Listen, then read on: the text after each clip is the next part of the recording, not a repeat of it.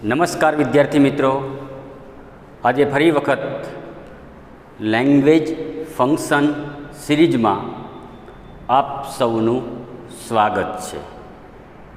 Actually આપણે language function છે એ એટલા માટે કોમ્યુનિકેટિવ કે ફંક્શનલ એપ્રોચમાં ભણીએ છીએ કે જેનાથી આપણે કોઈ પર્ટિક્યુલર લેંગ્વેજમાં કોમ્યુનિકેશન કરી શકીએ, આપણા વિચારો, આપણા આઈડિયાને ચોક્કસ હેતુ સાથે શેર કરી શકીએ અને સામેની વ્યક્તિને કોઈ ચોક્કસ પ્રકારે આપણે મેસેજ આપી શકીએ, અર્થપૂર્ણ મેસેજ આપી શકીએ. એના માટે આપણે લેંગ્વેજ ફંક્શન ભણીએ છીએ. અત્યાર સુધી ઘણા બધાની ચર્ચા આપણે કરી ચૂક્યા છીએ. આજે આગળનું એટલે કે પછીનું એડવર્બ ક્લોઝ ઓફ મેનર, બીજા શબ્દોમાં કહીએ તો function words showing expressing manner of action, એટલે કોઈ ક્રિયાની રીત બતાવવાની હોય અથવા એક વ્યક્તિની ક્રિયા કરવાની રીતને બીજી વ્યક્તિની ક્રિયા સાથે સરખાવવા માટે આપણે આ ફંક્શનનો ઉપયોગ કરીએ છીએ. આમાં બે કનેક્ટર્સ છે, એક એઝ અને બીજું લાઈક, એટલે કે ની જેમ, ની માફક, ની જેવું. એટલે જ્યારે પણ ક્રિયાની રીત બીજી વ્યક્તિએ સાથે સરખાવવાની હોય ત્યારે આપણે આ કનેક્ટર્સ લઈએ છીએ. અહીંયા તમે એક્ઝામ્પલમાં અને આપણે ડિસ્કસ કરશું તો બે વાક્ય હશે, એક મેઇન ક્લોઝ, એક સબઓર્ડિનેટ ક્લોઝ. મેઇન ક્લોઝ એમાં રહેલું ક્રિયાપદ, એ મેઇન વર્બ, એ એક્શન વર્ડ ક્રિયા સૂચવશે અને પછી જે ઉપવાક્ય છે એટલે કે સબઓર્ડિનેટ ક્લોઝ છે એ મેઇન ક્લોઝમાં થયેલી ક્રિયાની એક રીત બતાવશે અને ત્યારે આપણે આ કનેક્ટર્સ લઈએ છીએ. બીજું કે એઝ અને લાઈક, આ બે કનેક્ટર્સ વચ્ચે જ આવશે. અહીંયા સ્ટ્રક્ચરમાં કે સેન્ટેન્સ પેટર્નમાં જોવા મળે છે. બીજી વસ્તુ કે જે આપણે અહીંયા યાદ રાખવાની છે, જે ક્રિયાની રીત બતાવે છે, same, in the same way, in that way, એ ક્રિયાની રીત બતાવતા શબ્દો લેવાના નથી. કદાચ આ તો વ્યવહારમાં કામ લાગે, ટ્રાન્સફોર્મેશન કરવાનું નથી, પણ આ એક માહિતી તમને તમારી સાથે શેર કરું છું. અહીંયા મેં 3 ઉદાહરણ આપેલા છે. અહીંયા ફોર્મ પણ આપેલું છે અને આપણે ડિસ્ક્રિપ્શન પ્રમાણે જઈએ છીએ. સ્ટ્રક્ચર સમજી લઈએ, એટલે કે ફોર્મ સમજીએ તો main clause, subordinate clause. Main ક્લોઝમાં ઇન્ડિપેન્ડન્ટલી કરતા ક્રિયાપદ, કર્મ કે અન્ય શબ્દો આવશે. આ બંને કનેક્ટર્સ વચ્ચે આવશે. એઝ પછી હંમેશા ક્રિયાપદ, અહીંયા આપણે અવેજી ક્રિયાપદ લેવાનું છે. ડુ લઈ શકીએ, ડસ પણ લઈ શકીએ અને ડીડ પણ લઈ શકીએ. એટલે કે કાળ પ્રમાણે અને ક્રિયા પ્રમાણે એને જે બંધ બેસતું હોય એ આપણે લેવાનું છે, જેને આપણે ઓક્ઝિલરી વર્બ પણ કહીએ છીએ અને સબસ્ટિટ્યુટ વર્બ પણ કહીએ છીએ. જ્યારે લાઈક એનો યુઝ કરશું તો લાઈક પછી હંમેશા નાઉન આવશે, ત્યારબાદ ક્રિયાપદ લેવાનું નથી. તો આ એક માહિતી હતી. હવે આપણે એક પછી એક જોઈએ છીએ. આ લવ એ પહેલાં થોડીક આગળની વાત કરી દઉં કે જે આની સાથે કનેક્ટેડ છે. અગાઉ આપણે adverb clause of supposition, as if આપણે જોયું હતું, જાણે કે ક્રિયાની રીત બતાવવા. સપોઝિશન ધારણા કે અનુમાન કરવા માટે આપણે લેતા હતા એઝ ઇફ, પણ જ્યારે ક્રિયાની રીત બતાવવાની આવશે ત્યારે આપણે લઈશું એઝ અથવા લાઈક. આ વાક્યને પહેલાં આપણે એડવર્બ ક્લોઝ ઓફ સપોઝિશન એમાં આપણે મૂકી દઈએ છીએ. એટલે ત્રીજા નંબરે એ વાક્ય મૂકું છું. વીરસી is not a king but he walks in style of king. Actually he is not a king but he works like this. આને આપણે પહેલાં સપોઝિશનમાં મૂકી દઈએ છીએ. ત્રીજા નંબરે વાક્ય મૂકું છું. જો મારે સપોઝિશનમાં આ વાક્યને મૂકવું હોય તો વીરસિંહ વોક્સ એઝ ઇફ, અગાઉ આપણે વાત થઈ ગઈ છે, હંમેશા વચ્ચે જ આવશે એઝ ઇફ, ત્યારબાદ સર્વનામ, એટલે અહીંયા કર્તા પ્રમાણે કે નામ સર્વનામ પ્રમાણે as if he were a king. આ કયું વાક્ય થશે તો કે adverb clause of supposition. Making સપોઝિશનની વાત આવશે ત્યારે કર્તા ક્રિયાપદ અહીંયા વચ્ચે એઝ ઇફ આવશે, પછી સર્વનામ, પછી હંમેશ મુજબનું ફોર્મ નહીં મૂકતા વેર, અને પછી અન્ય જે લાગુ પડતું હોય એ. આ વાત હતી મેકિંગ સપોઝિશનની. હવે જે આપણે જોવાનું છે, જે કનેક્ટર્સનો યુઝ કરવાનો છે એમાં એસ અને લાઇક. આની જે લેંગ્વેજ આઇટમ છે, આની જે લેંગ્વેજ ઇલેમેન્ટ છે, જે એના કીવર્ડ છે એ આપણને આઈડેન્ટિફિકેશનમાં, લેંગ્વેજ રિસ્પોન્સમાં કે કમ્પ્લીશનમાં આ કામ લાગે. એટલે એનું સ્ટ્રક્ચર આપણે યોગ્ય રીતે સમજવું જરૂરી છે. વીરસી is not a king but he walks in style of king. આને આપણે મૂકીએ છીએ એઝથી. એટલે પહેલું જે વાક્ય હશે મેઇન ક્લોઝ, એમાં કર્તા ક્રિયાપદ યથાવત રહેશે. મૂકું છું વીરસિંહ વોક્સ અથવા Veersinh is walking. Subject verb એટલે કે મેઇન વર્બ, એક્શન વર્બ. અહીંયા બીજા શબ્દો હોય તો લેવાના છે, બાકી લેવાના નથી. વીરસિંહ વોક્સ એઝ, આ વચ્ચે જ આવશે એટલે અહીંયા મેં મૂકી દીધું એઝ. ત્યારબાદ વાક્યનો કર્તા, એટલે કર્તા કોણ છે એટલે કે અ king. Veersinh walk as a king. પછી અહીંયા જોઈ શકાય છે એઝ સંયોજક, ત્યારબાદ કર્તા.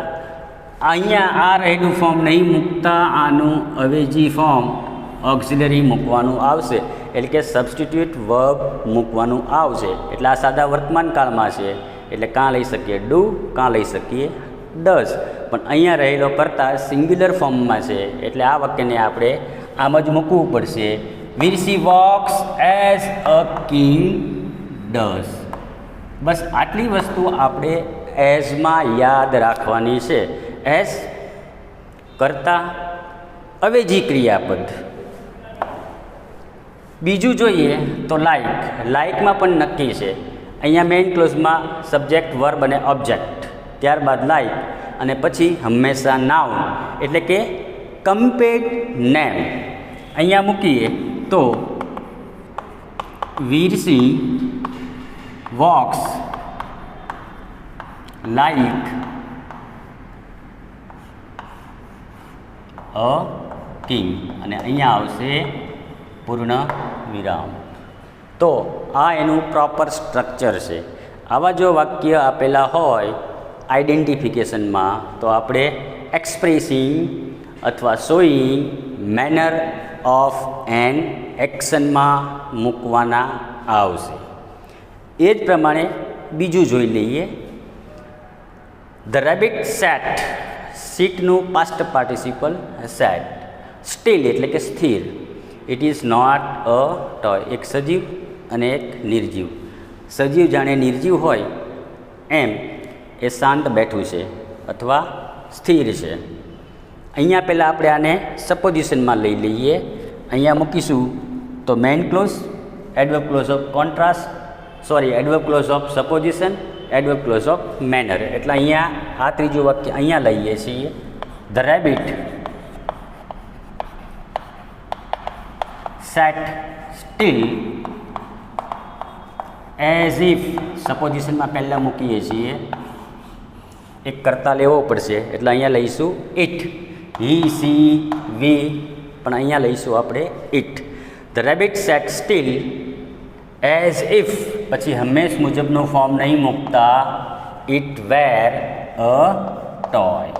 કાલ્પનિક કે અવાસ્તવિક બાબત હોય ત્યારે આપણે હંમેશ મુજબનું ફોર્મ નહીં મૂકતા વેર લઈએ છીએ. આ વાત અગાઉના પીરિયડમાં એટલે કે સપોઝિશનમાં થઈ ગઈ છે. હવે જે બીજા બે કનેક્ટેડ છે આની સાથે, એઝ અને લાઇક, એને જોઈએ છીએ. ધ રેબિટ સેટ, આ મેઇન વર્બ છે, ક્રિયા બતાવશે, મુખ્ય વાક્યમાં રહેલું ક્રિયાપદ. ધ રેબિટ સેટ સ્ટીલ, અગાઉ મેં કીધું એ પ્રમાણે એઝ એ વચ્ચે જ આવશે એટલે આ કનેક્ટર્સ અહીંયા મૂકી દઉં છું એઝ. પછી સ્ટ્રક્ચર પ્રમાણે જઈએ તો કરતા as the rabbit sat still as, આ અહીંયા કરતા બનશે. Ready? The rabbit sat still as a toy ની માફક. હવે એક અવેજી ક્રિયાપદ મૂકવું પડશે, પણ અહીંયા રહેલું જે ક્રિયાપદ છે એને બંધબેસતું આવે, એની સાથે મેચ થાય એવું આપણે લઈશું. અહીંયા વર્તમાન તો અહીંયા વર્તમાન, અહીંયા ભૂતકાળ છે, સીટનું સેટ, એટલે અહીંયા આપણે શું લેવું પડશે તો કે did. A toy did.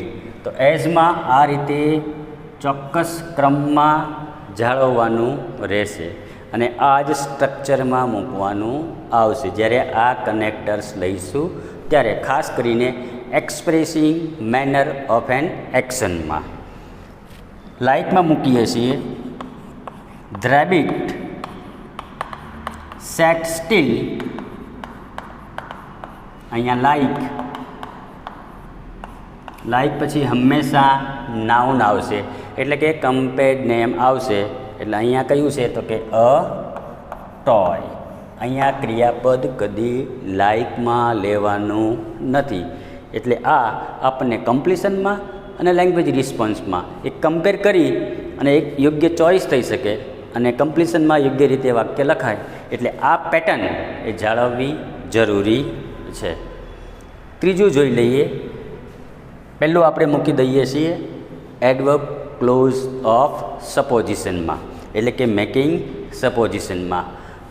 A European speak English well, my friend tries to speak it in the same way. એટલે આ તો દૂર થઈ જશે, અગાઉ મેં કીધું એ પ્રમાણે. અહીંયા આપણે નોન છે in that way, in the same way અથવા સેમ. બીજું કે વાક્યને ચોક્કસ બનાવવા માટે અમુક શબ્દો સ્પેસિફાય કરવાના આવશે. અહીંયા આની કમ્પેરિઝન એટલે કે આની જેમ, ની જેમ અથવા જાણે કે આ હોય એમ એ કામ કરે છે, એમ એ બોલે છે. અહીંયા સપોઝિશનમાં મૂકી દઉં છું પહેલાં. My friend tries to speak, અહીંયા ઇટ બરાબર English well, to speak English well. As if હંમેશા વચ્ચે આવશે એટલે અહીંયા મૂકી દઉં છું એઝ ઇફ. ત્યારબાદ સર્વનામ અને પછી were. As if he were a European. તો આ વાત થશે મેકિંગ સપોઝિશન. કોઈ ધારણા કરવા, કોઈ અનુમાન સૂચવવા માટે એઝ ઇફ પ્રયોજીએ છીએ. હવેના આપણા કન્ટેન્ટ સાથે જે રિલેટેડ છે બે કનેક્ટેડ એટલે કે એઝ અને લાઇક, એનાથી બનાવીએ છીએ મેકિંગ સપોઝિશન. હવે આવીએ છીએ expressing manner of an action. My friend tries to speak English well. અહીંયા મૂકી દઈશ એઝ એસ પછી કર્તા અને પછી અવેજી ક્રિયાપદ. એસ, અ અથવા એ યુરોપિયન, અહીંયા રહેલું મેઇન વર્બ સાદા વર્તમાન કાળમાં છે. અ યુરોપિયન ડઝ એક વચનમાં છે માટે, નહીં તો આપણે ડુ મૂકી શકીએ છીએ. એટલે એસ પછી આ પેરેલલ ક્રમમાં વાક્ય આગળ વધવું જોઈએ. કર્તા અને અવેજી ક્રિયાપદ, ત્યારબાદ ફૂલ સ્ટોપ. આ વાત હતી એસ કનેક્ટરની. હવે વાત કરીએ છીએ લાઇકની, એટલે કે અહીંયા રહેલું આ બીજું મેઇન ક્લોઝ, સબઓર્ડિનેટ ક્લોઝ. આ ઉપવાક્ય છે એક ક્રિયાની રીત બતાવશે. ની જેમ બોલે છે, ની જેમ ચાલે છે, ની જેવી શૈલી ધરાવે છે વગેરે હોઈ શકે છે. My friend tries to speak English well. અહીંયા કનેક્ટર્સ લાઇક મૂકીશું એટલે કે વચ્ચે જ આવશે લાઇક ને ત્યારબાદ હંમેશા નાઉન એટલે કે કમ્પેર્ડ નેમ મૂકવાનું આવશે. તો કમ્પેર્ડ નેમ કયું છે? તો કે a European, a European. Like a European અને પછી આવશે અહીંયા ફૂલ સ્ટોપ. તો આ સ્ટ્રક્ચરમાં આપણે આ ક્રમ, આ પેટર્ન, આ એક પ્રકારની ફોર્મ્યુલા એ ચોક્કસ ત્રણેયમાં, સપોઝિશનમાં અને એક્સપ્રેસિંગ મેનરમાં એ આ રીતે આવે એની આપણે કાળજી લઈશું.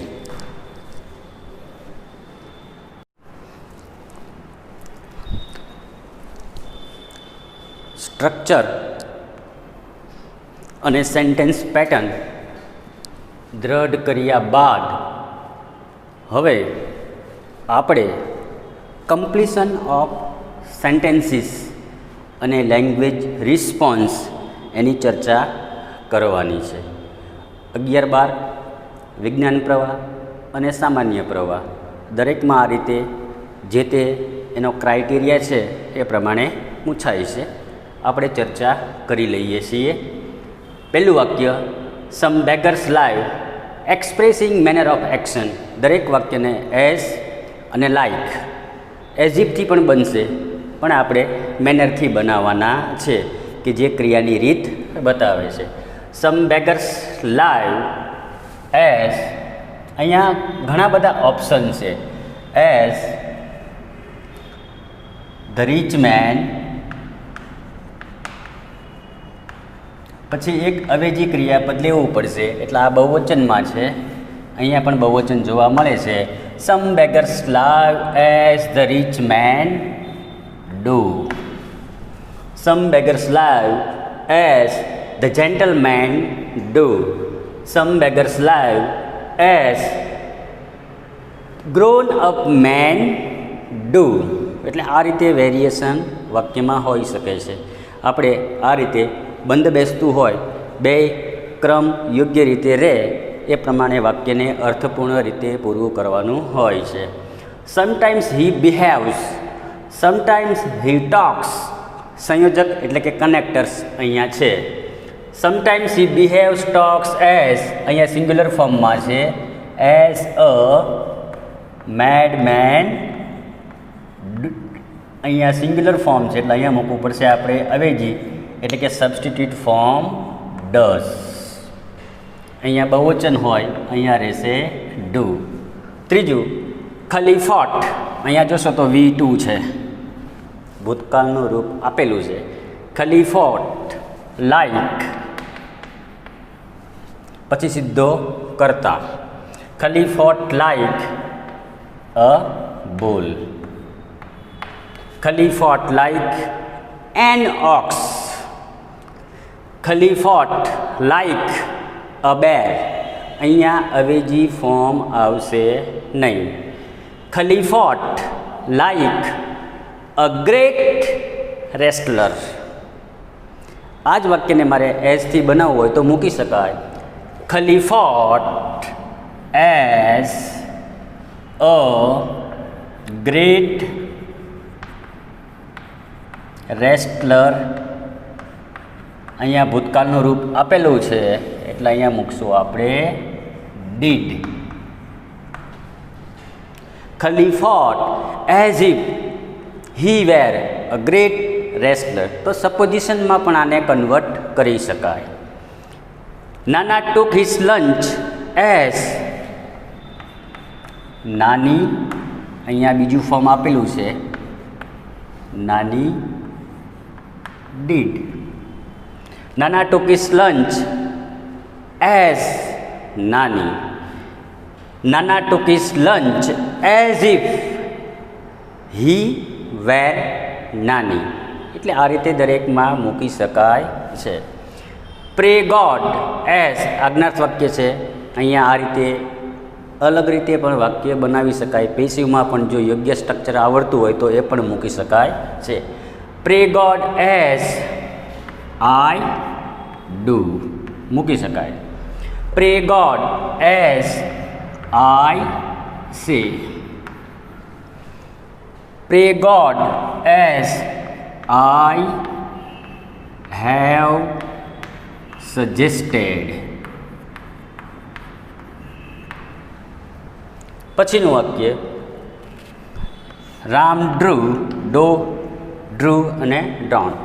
Ram drew a picture as a drawing teacher. અહીંયા V2 એટલે અહીંયા મૂકશું આપણે ડીડ.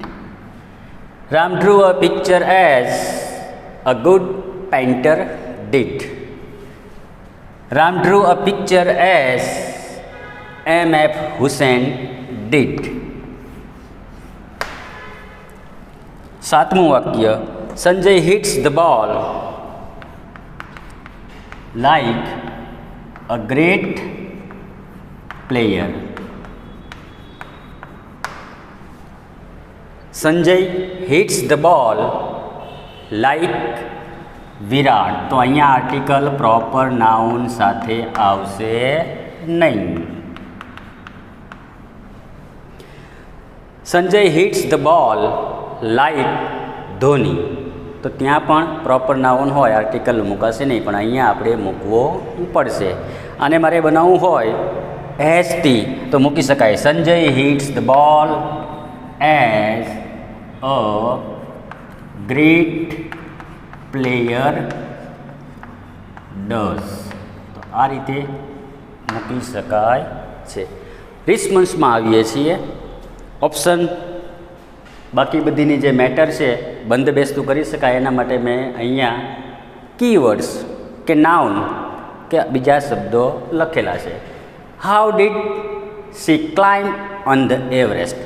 કાળ અને ક્રિયાપદનું સાતત્ય રહે એ પ્રમાણે આ વાક્યને આપણે મૂકીએ છીએ. અહીંયા આપણને સજેશન બ્રેકેટમાં સૂચન કર્યું છે.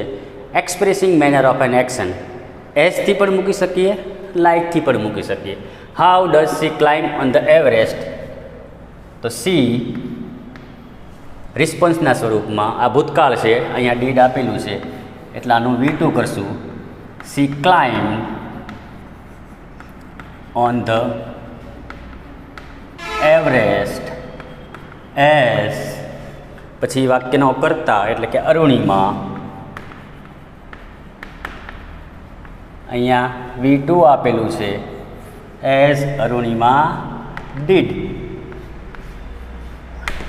લાઇકથી મૂકવું હોય તો she climb on the Everest like Arunima. She climb on the Everest as a real mountaineer did.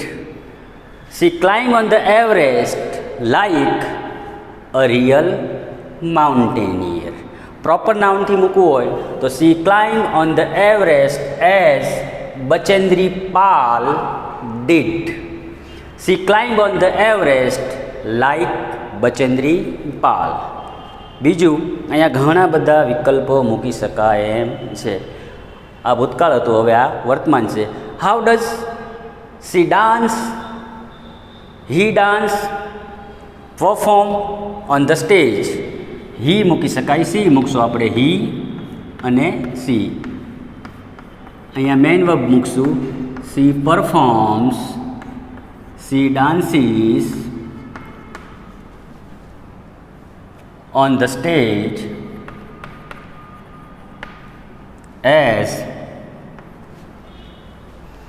અહીંયા આર્ટિકલ એ કે એન, એઝ એન આર્ટિસ્ટ, સાદો વર્તમાન કાળ છે.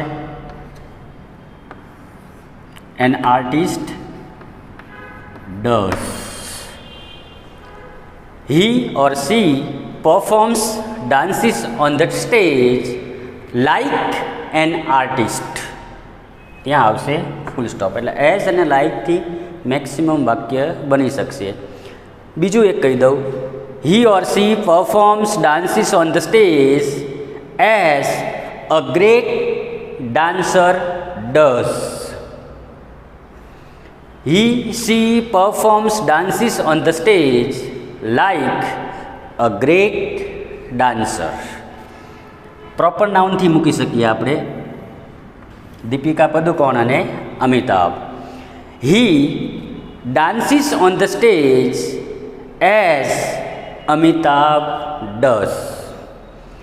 શી performs on the stage as Deepika does.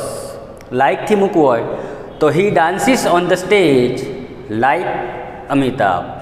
She performs on the stage like Deepika. એટલે અહીંયા great dancer, celebrity, actress, actor, model, film actor અથવા કોઈ પ્રોપર નાઉન, ત્યાં આર્ટિકલ નહીં મૂકો. બાકી an artist, an actor, an actress, a model, a great dancer, a celebrity, a film actor, ત્યાં આપણે આર્ટિકલ એ કે એન યોગ્ય રીતે લઈ શકાશે. બાકી અહીંયા લઈશું નહીં. તો આમાં આ રીતે એઝ અને લાઇક અને સપોઝિશનથી પણ મૂકી શકાય. He performs on the stage as if he were an artist. Actually he is not an artist. એટલે ધારણા કરવા કે અનુમાન કરવા. As if expressing manner of an action, તો એના માટે લાઇક અને એઝ આ બે કનેક્ટર્સ લઈએ છીએ.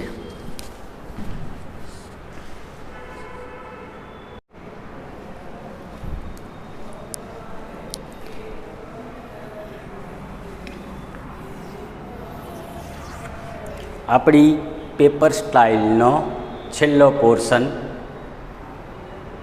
એટલે કે select the most appropriate response. 12 કોમર્સમાં 11થી 14માં આ પ્રશ્ન પૂછાય છે. આમાંથી સિલેક્શન કરવાનું હોય છે. Structure base, pattern wise. 12 સાયન્સમાં, 11 કોમર્સમાં અને 11 સાયન્સમાં એક ક્રમ નંબર ફરે છે. પણ અહીંયા 12 કોમર્સના બેઝ ઉપર વાત કરું છું. આમાંથી આપણે ચોઈસ કરવાની હોય છે. જોઈએ છીએ.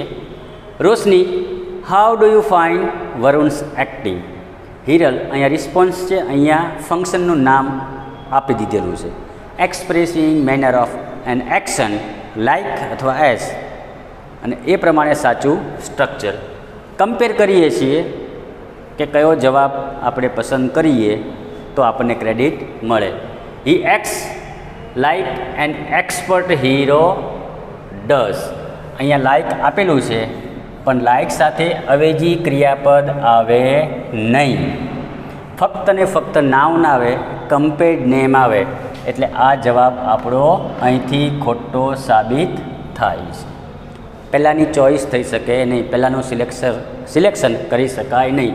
હી acts as if he were an expert hero.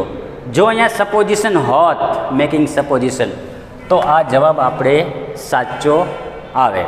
પણ અહીંયા સપોઝિશન નથી, ફંક્શન મેનર લખેલું છે. એટલે આની પણ ચોઈસ કરી શકાય નહીં. He acts as an expert hero did. વાત જો તો સાદા વર્તમાન કાળની છે. અહીંયા જોઈએ તો આ વર્બ સાદા વર્તમાનકાળમાં છે, એટલે કે વર્તમાનમાં છે, અને અહીંયા ભૂતકાળમાં છે, તો આ શક્ય બને નહીં. એટલે અહીંથી આ ખોટો પડે છે. અહીંયા આ એઝ ઇફ વાળું સ્ટ્રક્ચર આપેલું છે એ મેનર સાથે મેચ ન થાય. અહીંયા લાઇક પછી કરતા બાદ લાઇકમાં અવેજી ક્રિયાપદ ન આવે. His acting is really wonderful. અહીંયા એક પણ કનેક્ટર્સ છે નહીં, સાદું વાક્ય છે, એટલે આની પણ ચોઈસ થઈ શકે નહીં. He acts as an expert hero does. તો અહીંયા જોઈએ તો આ મેઇન વર્બ ક્રિયાનું સૂચન કરે, અને એ પ્રમાણે અહીંયા આ કર્તા, આ સંયોજક, અને આ પ્રમાણે યોગ્ય ક્રિયાપદ.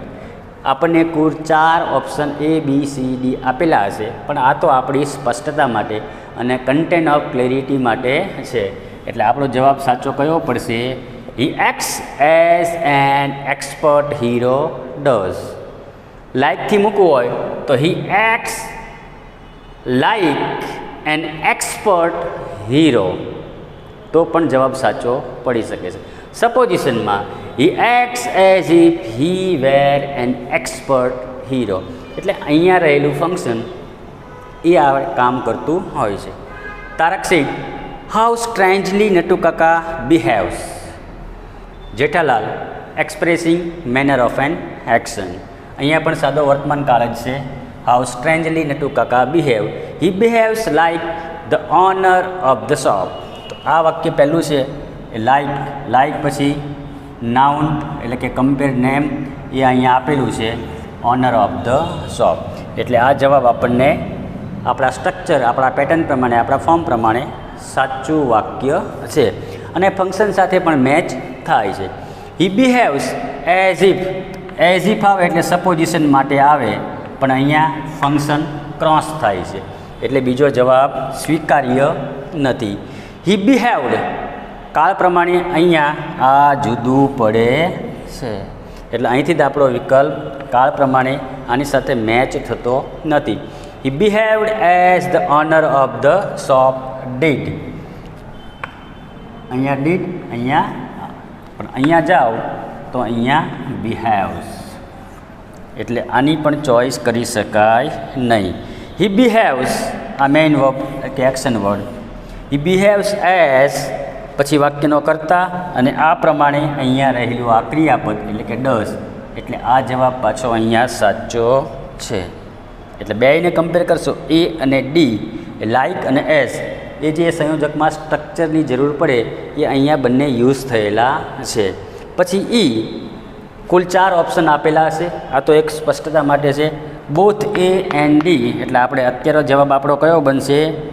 તો કે આ જવાબ આપણો સાચો છે. જો અહીંયા આમ હોત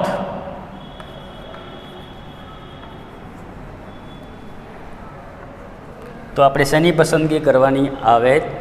તો he behaved as the owner of the shop did, તો આની પસંદગી કરવાની આવે આપણે.